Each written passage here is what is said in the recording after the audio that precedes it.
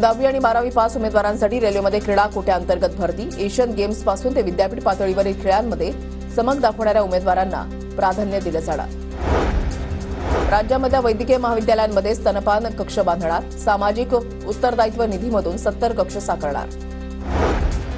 अटल सेतू वाहतूक सेवेमध्ये दाखल होऊन 1 वर्ष पूर्ण. वर्षभरात अटल सेतूवरून 82,81,000 वाहनं धावली. सागरी सेतूला अद्यापही वाहन चालक आणि प्रवाशांचा प्रतिसाद नसल्याचं चित्र. मुंबईच्या वेशीवर 2027 नंतरही जड आणि अवजड वाहनांकडून पथकर वसुलीची शक्यता. MMRDCकडून लवकरच राज्य सरकारकडे प्रस्ताव पाठवला जाणार. नोंदणीकृत नसलेल्या डॉक्टरांवर नववर्षामध्ये कारवाई करणार. महाराष्ट्र वैद्यकीय परिषदेचा निर्णय.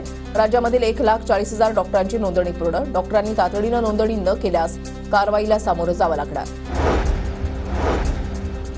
बॉम्बे बार असोसिएशनचे प्रमुख सदस्य ज्येष्ठ वकील इक्बाल छागला यांचं निधन. 86व्या वर्षी घेतला अखेरचा श्वास. नवी मुंबई पालिकेचा वायू प्रदूषण कमी करण्यासाठी सखोल स्वच्छता मोहिमांचा उपयोग. पालिका क्षेत्रामध्ये स्वच्छता मित्र आणि स्वच्छता सखीच्या माध्यमातून नियमित स्वच्छता. साचलेल्या मातीमुळे हवेतील धुळीचं प्रमाण वाढलं.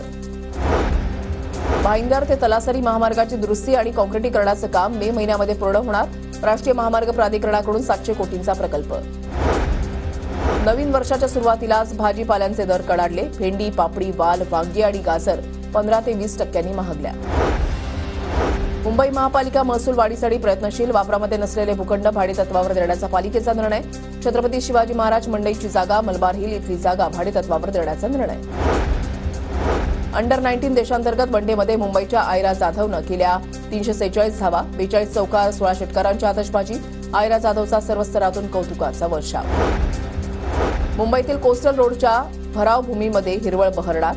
CSR फंडातून विकास करण्यासाठी पालिकेचं आवाहन. 70 हेक्टर जमिनीवर विविध नागरी सेवा सुविधा देण्याचा पालिकेचा निर्णय. सारथीमार्फत 1,500 विद्यार्थ्यांना वाहन चालवण्याचं प्रशिक्षण देण्यात येणार. सरदार सूर्याची काकडे वाहन कौशल्य विकास कार्यक्रमांतर्गत प्रशिक्षण दिलं जाणार. पुण्याच्या गोलटेकडी मार्केट यार्डामधील घाऊक बाजारामध्ये सर्व फुलांची आवक वाढली. सणासुदीच्या पार्श्वभूमीवर फुलांच्या मागणीतही मोठी वाढ.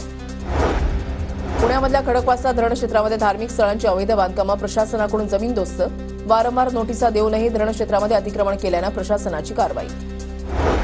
पुणे शहरामध्ये 36,000चा मांजा जप्त. चतुर्शृंगी विश्रांतवाडी वारजे मार्केट यार्डामध्ये पोलिसांची कारवाई.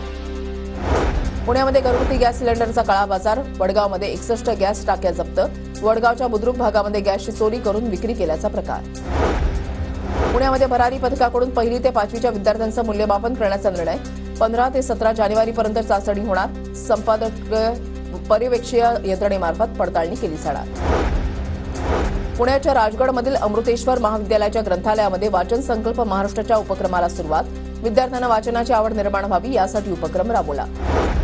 पुण्याच्या नसरापूरमधील राजगड ठाण्याच्या हद्दीमध्ये 2024 मध्ये 407 गंभीर गुन्ह्यांची नोंद. खून, प्राणघातक हल्ले, बलात्कार, विनयभंग, दरोडा अशा गुन्ह्यांची नोंद.